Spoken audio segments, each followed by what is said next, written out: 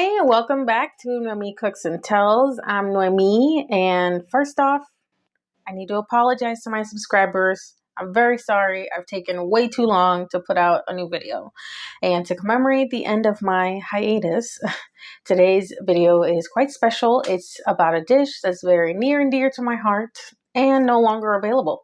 So I'm going to show you how to make the Taco Bell Mexican pizza. Yes. We also need to have a moment of silence.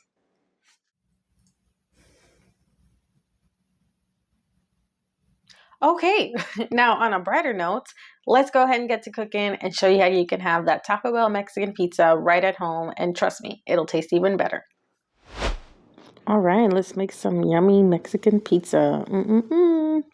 All right, so let's gather the ingredients: chopped onion, some chopped tomatoes, and some refried beans, of course, and your shredded cheese. I got a blend of like Jack and Monterey and whatever other shredded cheese you want. This is optional. These are chopped black olives, some sour cream, and then to give it that Taco Bell flavor, mild, thick, and chunky Taco Bell salsa, or you can have the spicy Taco Bell salsa if you want. And of course, the wraps. So I'm going to be making two, so I have four wraps here. So go ahead and put your ground beef in a pan, cook it until it's brown, and then add in your taco seasoning and make sure that's all very well incorporated and mixed. Go ahead and preheat your oven.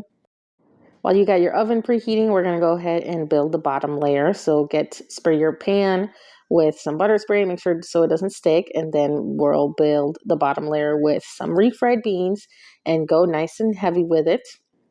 Can't have too much, and cover the bottom very well. And then once you get your layer of refried beans down, then we'll put the ground beef right on top. And we're going to throw those in the oven for about 5 to 8 minutes. So that way that can get nice and incorporated. And then we'll pull them out and build the top layer. If you like a nice crispy bottom and top layer, then stick around a little bit towards the end of the video and I'll show you how to get some nice crispy layers. All right, so once you got the bottom layer done, pull them out of the oven, put the top tortilla on and flatten it just a little bit so that way it can be a little bit more flat and so all the toppings lay on it nice and even. Sprinkle about half of the cheese on top of the tortilla. And then we'll put on the toppings. So the order doesn't exactly matter, but I just like to put the tomatoes first and then the chopped onions and optional the black olives. So I made one of these was for me, one of the other one was for my husband, and he likes some olives and I really don't. So I just made one special for him. And then put in your chunky salsa. That's just how I like my salsa, nice and chunky, because then it's just gets all watered down if you get a loose salsa. So it's very important. Make sure you get a chunky salsa. And once you get the rest of your toppings on, then you're going to go ahead and put that cherry on top of that sundae and sprinkle the rest of the cheese on there. And if you feel like it needs more cheese, go ahead and put some more. You know, we're not judging. We love some cheese too. And then put it in the oven for the remainder of the 10 to 12 minutes.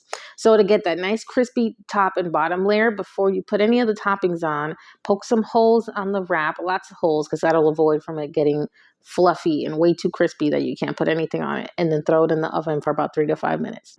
It's a little bit of an extra step or two, but if you like those crispy layers, trust me, it'll be totally worth it. And once you're all done, you're going to pull these babies out of the oven, put that dollop of sour cream right in the middle, and you will come out with this yummy masterpiece of a Mexican pizza. Cut it and slice it into 4 pieces, and then just enjoy. Buen provecho. And let me know in the comments below, which one do you guys like better, with the olives or without the olives? And what do you think? A crispy layer, is that a must?